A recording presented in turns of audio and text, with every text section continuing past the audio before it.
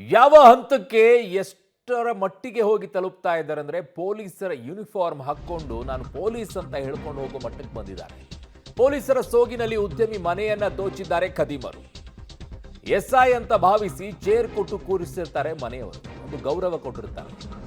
ಜೊತೆಗೆ ನೀರನ್ನ ಕೂಡ ಕೊಟ್ಟಿರ್ತಾರೆ ಹೊಂಬಾಳೆಗೌಡ ದಂಪತಿ. ಪತ್ನಿ ಒಳಗೆ ಹೋಗಿ ಬರುವಷ್ಟರಲ್ಲಿ ಹೊಂಬಾಳೆಗೌಡ ಬಾಯಿಗೆ ಟೇಪ್ ಹಾಕ್ತಾರೆ, ಲಾಕ್ ಮಾಡ್ತಾರೆ. ಸೇಮ್ ಫಿಲ್ಮ್ ಸ್ಟೈಲ್ನಲ್ಲಿ ಚಿನ್ನಾಭರಣ ತೋರಿಸುವಂತೆ ಚಾಕು ತೋರಿಸಿ ಬೆದರಿಕೆಯನ್ನ ಹಾಕ್ತಾರೆ. ಹೊರಗೆ ಬಂದ ಪತ್ನಿಯನ್ನ ಕಟ್ಟಿ ಹಾಕಿ ಬೆದರಿಸ್ತಾರೆ ಖದೀಮರು. ಅವ್ರಿಗೆ ಗೊತ್ತಿರುತ್ತೆ ಯಾರೋ ಹತ್ತಿರದವರೇ ಇದು. ಸೈಟ್ ಸೇಲ್ ಮಾಡಿ ಮನೆಯಲ್ಲಿ ನಗದನ್ನ ತಂದಿಟ್ಟಿರ್ತಾರೆ ಹೊಂಬಾಳೆಗೌಡ. ಪಕ್ಕ ಯಾರೋ ಹತ್ತಿರದವರಲ್ಲಿರೋರು.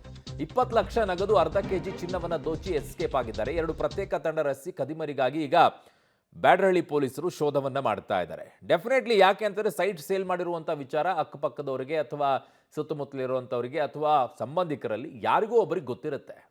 ಅವರೇ ಇಂಥದಕ್ಕೆಲ್ಲ ಕಾರಣ ಆಗೋದು. ನನ್ನ ಸಹೋದ್ಯೋಗಿ ನಾಗೇಶ್ ಮತ್ತೆ ನನ್ನ ಸಂಪರ್ಕಕ್ಕೆ ಸಿಗ್ತಾ ಇದ್ದಾರೆ ಕ್ರೈಮ್ ಬ್ಯೂರೋಯಿಂದ.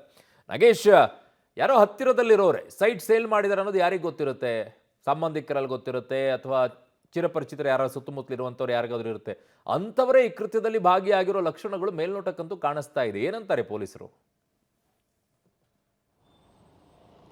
ಖಂಡಿತವಾಗ್ಲೂ ಅರುಣ್, ಈ ಒಂದು ಪ್ರಕರಣದಲ್ಲಿ ಯಾರೋ ಪರಿಚಿತರೇ ಈ ಕೈವಾಡ ಇರಬಹುದು ಅನ್ನುವಂಥ ಶಂಕೆ ಈಗಾಗಲೇ ಬ್ಯಾಡರಹಳ್ಳಿ ಪೊಲೀಸರಿಗೆ ಸಿಕ್ಕಿದೆ ಅನ್ನುವಂಥ ಮಾಹಿತಿಗಳು ಕೂಡ ಇರುವಂಥದ್ದು. ಯಾಕಂದರೆ ನಿನ್ನೆ ಆಗಲೇ 3 ಗಂಟೆ ಸುಮಾರಿಗೆ ಮನೆಗೆ ಎಂಟ್ರಿ ಕೊಡ್ತಾರೆ.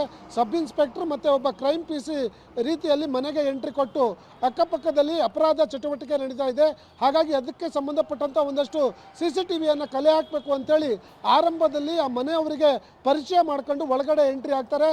ಆ ಸಂದರ್ಭದಲ್ಲಿ ಸಬ್ ಇನ್ಸ್ಪೆಕ್ಟರ್ ಅನ್ನುವಂಥ ಒಂದೇ ಒಂದು ಕಾರಣಕ್ಕೆ ಚೇರ್ ಕೊಟ್ಟು ಕುಡಿಲಿಕ್ಕೆ ನೀರನ್ನು ಕೂಡ ಅದೇ ಹೊಂಬಾಳೆಗೌಡ ಮತ್ತು ಅವರ ದಂಪತಿಗಳು ನೀರು ಕುಡಿಲಿಕ್ಕೆ ನೀರು ಕೊಟ್ಟಿರ್ತಾರೆ.